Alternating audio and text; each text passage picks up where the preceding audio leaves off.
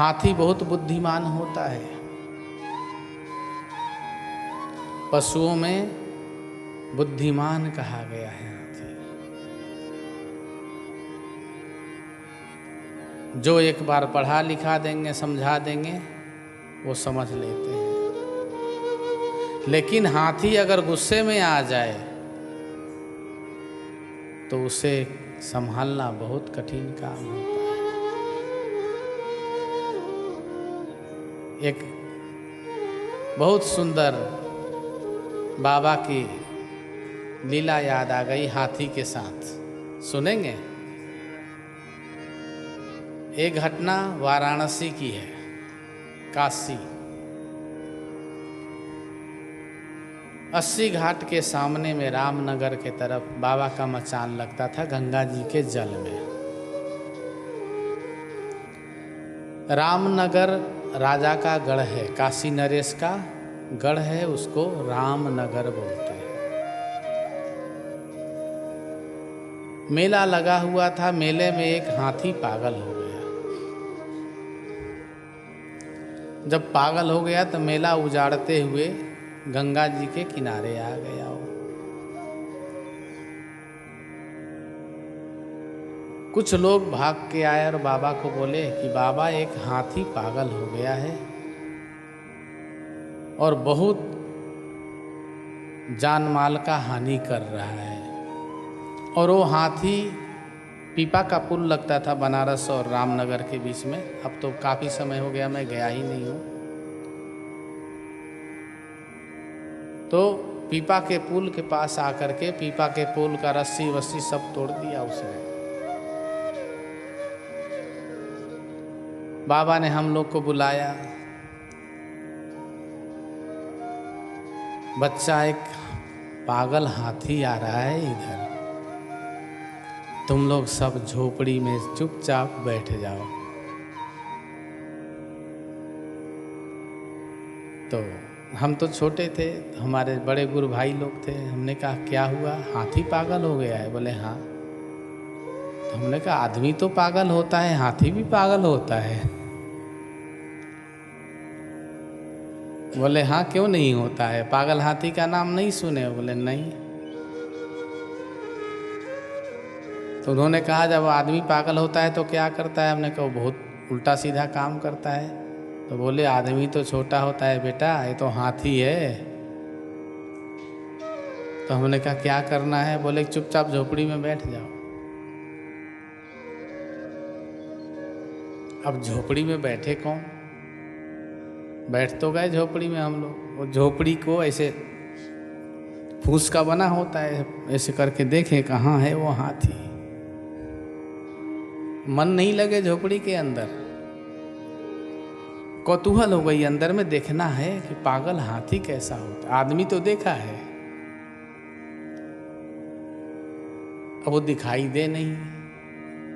शाम का ऐसे 3-4 बज रहा होगा, तेज धूप। जेठ मास में बाबा वहां पहुंचते थे। तो हम क्या करें, झोपड़ी के बाहर आए देख के और फिर अंदर चले जाएं। और सब महात्मा को बताएं अभी तो कुछ नहीं आया। तो बाबा ने हमें देख लिया, बाबा बाहर बैठे थे। बाहर आ गए बाबा। तो हमने कहा बाबा बाहर आ गए, हम लोग अंदर रहेंगे, हाथी आएगा कहीं बाबा के ऊपर हमला ना बोल दे।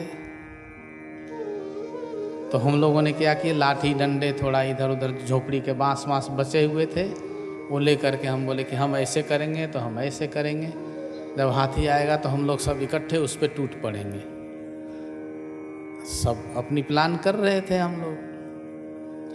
उतने में हाथी दिखाई देने लगा। अब तो सबकी दुख दुख दुख दुख शुरू हो गए। अरे हाथी आ गई, हाथी आ गई। ऐसे लगे जैसे डंडा हाथ से छूट जाएगा हाथी को देखते ही। वो आएगा तो क्या होगा। और पानी में इधर किनारे पानी में वो चिल्लाए और उछलता हुआ कूदता हुआ। पीछे उधर पुलिस भी आ गई। पुलिस गोली चला रही है, आवाज कर रही है। और हाथी मदमस्त आ रहा है।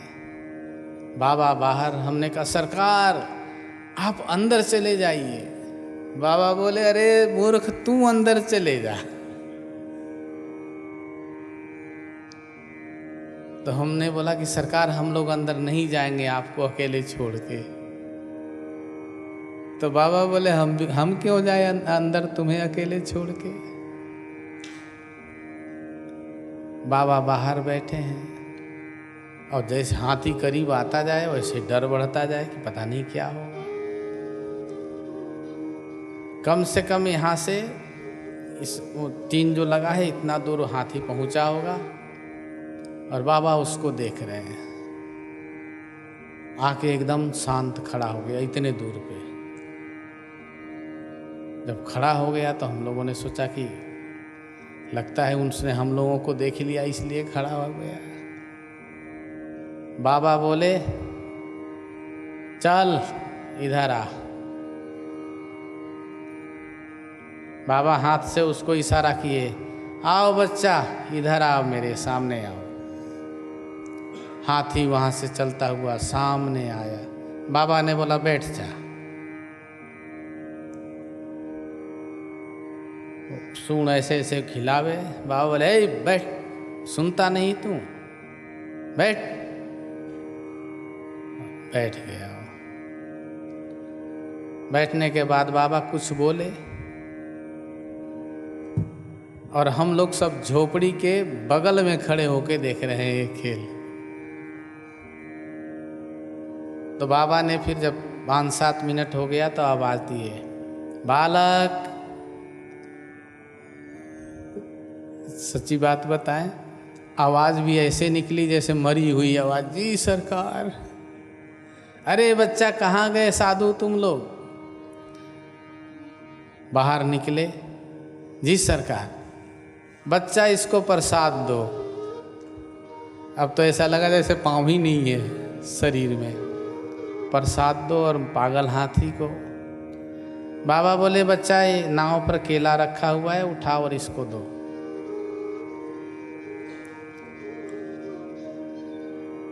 अब केला तो दिख रहा है, हाथी नहीं दिख रहा है। हमें कहाँ है, उधर देखने का मन ही नहीं कर रहा है। गए, अरे बालक जल्दी आओ। जी सरकार। इसको केला का फल दो। तो मैंने बोला मैं दूं सरकार, और कौन देगा बच्चा, इसको केला खिलाओ।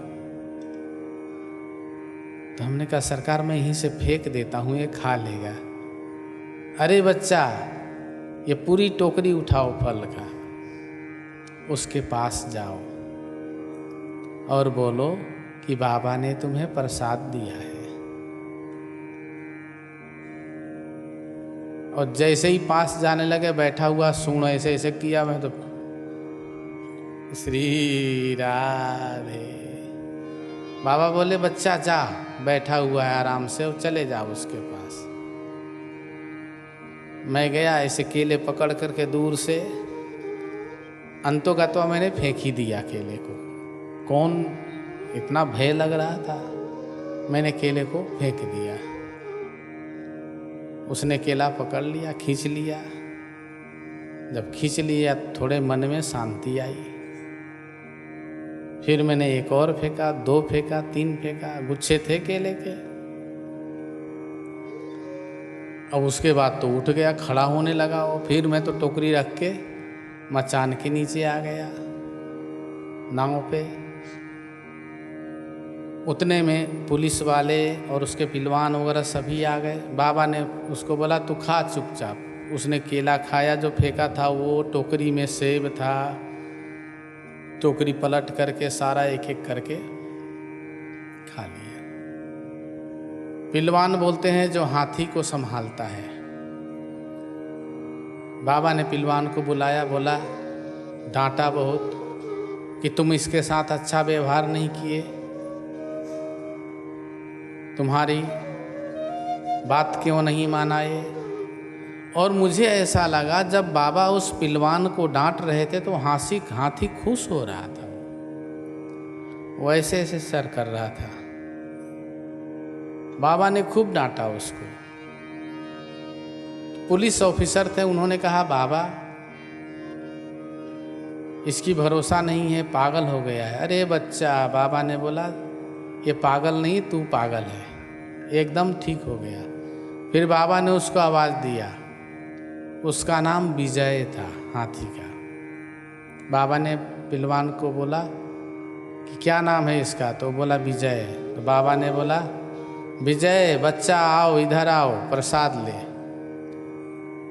आ गया और बाबा ने ऊपर से मचान से उसको प्रसाद पकड़ाया और बाबा बोले बच्चा जाओ, हमारी असीम कृपा है तुम्हारे ऊपर, अब किसी को दुख मत देना।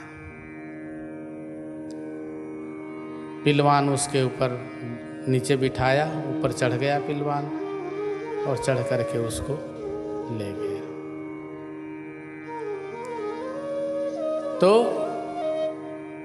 बाबा की कृपा जीव जंतु पशु पक्षी इन पे विशेष देखने को मिली है।